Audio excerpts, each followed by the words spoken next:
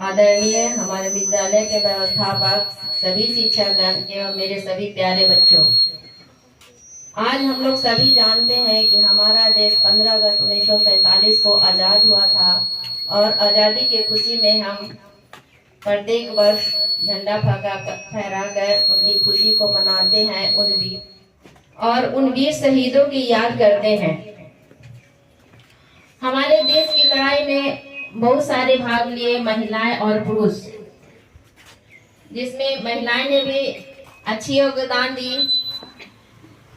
जिसमें एक महिला थी लक्ष्मीबाई। इनका जन्म 1828 में वाराणसी के भदौनी ग्राम में मोरोपंत के यहाँ जन्म हुआ।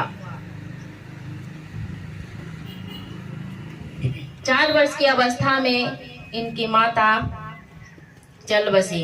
इनका पालन पोषण पिता मोरोपंत ही दोनों का प्यार दिए और किसी चीज की कमी नहीं की।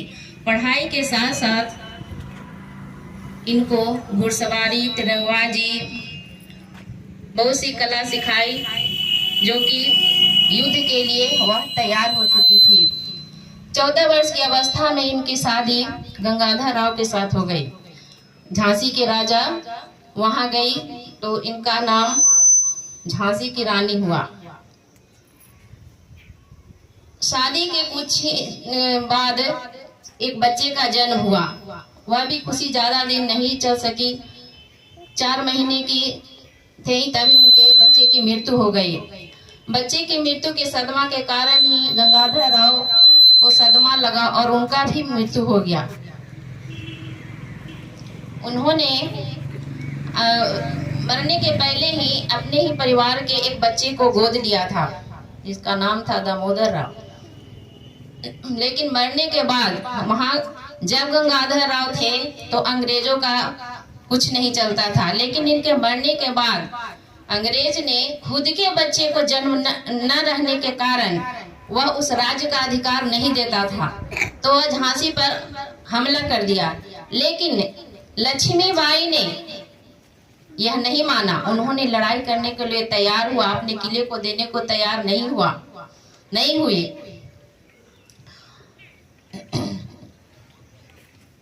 अंग्रेजों ने अपना सेना चारों तरफ से घेर लिया था, लेकिन लक्ष्मीबाई ने लड़ाई की और युद्ध को जीत ली। लेकिन अंग्रेजों के पास इतनी सेना थी कि बार बार वह हमला कर देता था। तो अचानक एक बार किसी तरह वह झांसी के किले में घुस गया।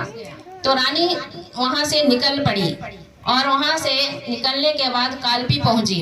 कालपी पहुंचने के बाद ग्वालियर पर अंग्रेजों का अधिकार रहता था। तो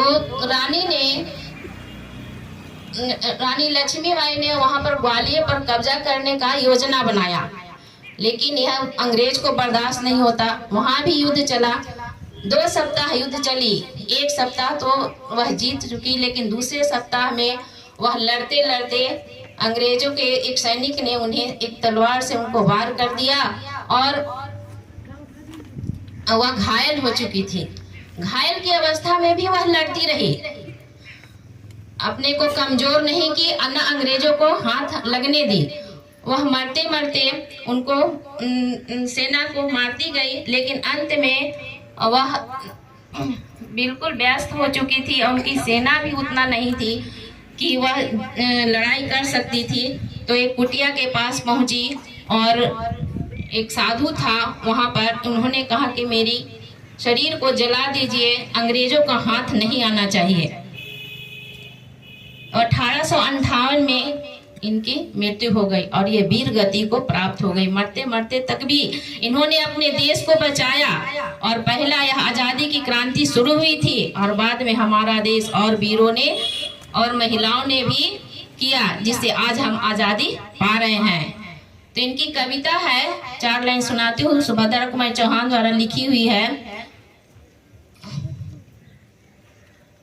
चमक उठी सन 57 की, वह तलवार पुरानी थी, खूब लड़ी मर्दानी, वह तो झांसी वाली रानी थी।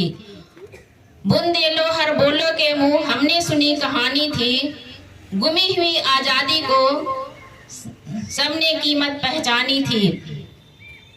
दूरभंगी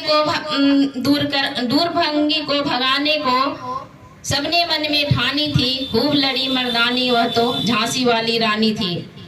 इसी के साथ वाणी को समाप्त करती हूँ, लेकिन वीर जवानों को कुछ याद करती हूँ। लक्ष्मीबाई की, जवाहरलाल नेहरू की।